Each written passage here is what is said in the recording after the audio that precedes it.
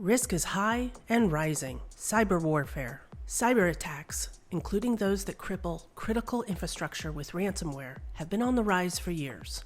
The war between Russia and Ukraine threatens additional cyber attacks, and Deputy Attorney General Lisa Monaco warned about the change in the U.S. policy in a meeting last week in Munich, in which the U.S. laid out its promise to return with our very own cyber attacks. Additionally, Anonymous is getting involved. The risk is high and rising. Cyber warfare is on our doorstep. In this pandemic homesteading video, we discuss the immediate steps to take to protect yourself and your family from the almost inevitable. At the end, I will also list 9 places you should never use your debit card. Welcome to Pandemic Homesteading, where we grow it, build it, break it, fix it, and prep for it. Let's look at what could be hacked given the hacks that have happened in the past, and let's look at them through the lens of being relatively temporary. Say 2 weeks before a correction is made and things are back online or up and running. This is not exhaustive, for sure. Rather, the obvious and easiest steps to take. If you can think of more, please add them to the comments below with your solution. Let's share the knowledge between us. Also, please like and subscribe for future videos from Pandemic Homesteading. Personal, go change all your passwords. Do this annually anyway, like checking your smoke alarms. This includes your wireless network, bills, banking, health insurance,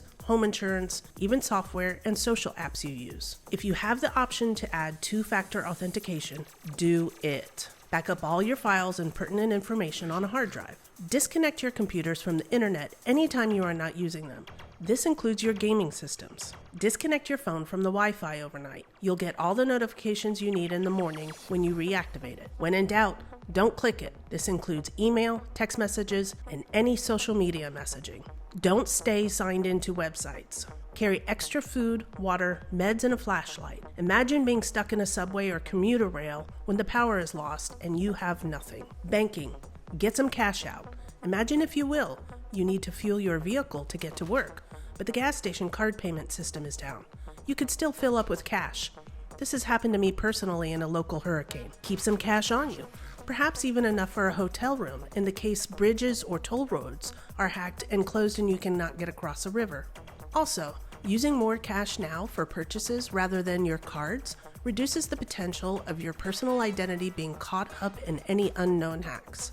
Thank you for watching Pandemic Homesteading. Risk is high and rising. Cyber warfare. Update your Get Home bag. If you already have a bug out or Get Home bag, keep some cash in it. Make sure it's up to date in the case mentioned above of getting stuck someplace because bridges or roads are closed due to being hacked. Sometimes I take things out of my Get Home bag in my truck and I forget to replace it, so make sure it's up to date. Keep some cash in your vehicle too, perhaps in a lockbox with a spare key. Pipelines and fuel. Storing fuel is tricky. At the very least, make sure the tools that you have with proper fuel storage containers are full. Lawnmowers, for example. You can always siphon out the fuel as needed. Fill all of your vehicles and don't let them go below a half a tank without refueling.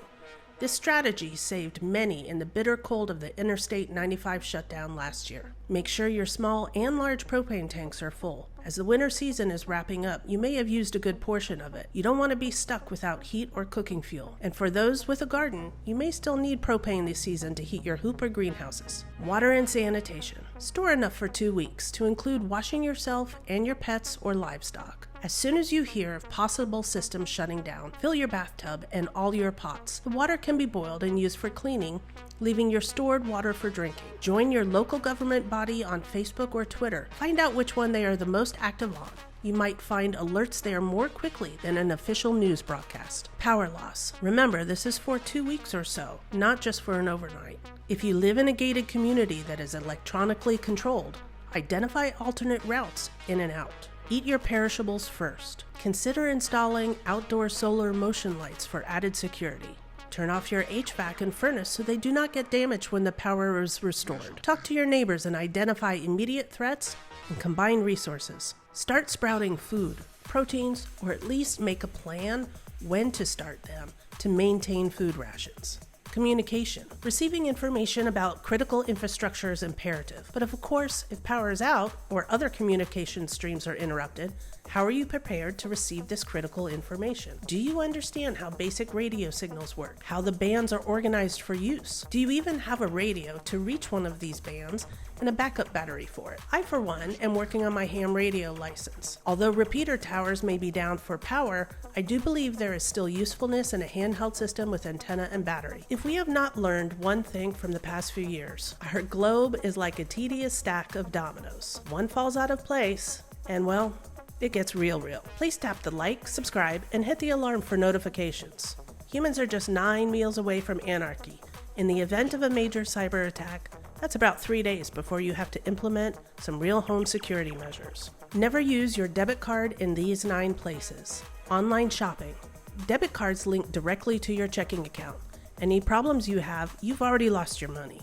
Never use your debit card for big ticket items. Credit cards offer dispute terms when a deposit is required. With a credit card, the store has the security deposit and you still have access to all the money in your bank account. With any luck, you'll never actually have to part with $1. At restaurants, as mentioned with online shopping, it's connected directly to your checking account, and it's the only time your card is out of your sight. Never use your debit card when you buy now and take delivery later. Again, with a credit card, you have dispute rights. For reoccurring payments, never use your credit card. Give some time to figure out their billing cycle, like a gym. For future travel, again, you need some dispute rights. Hotels and holds. Temporary holds of deposits can be costly. ATMs and pay-at-pump gas stations. Skimming is big business these days. Thank you for watching Pandemic Homesteading.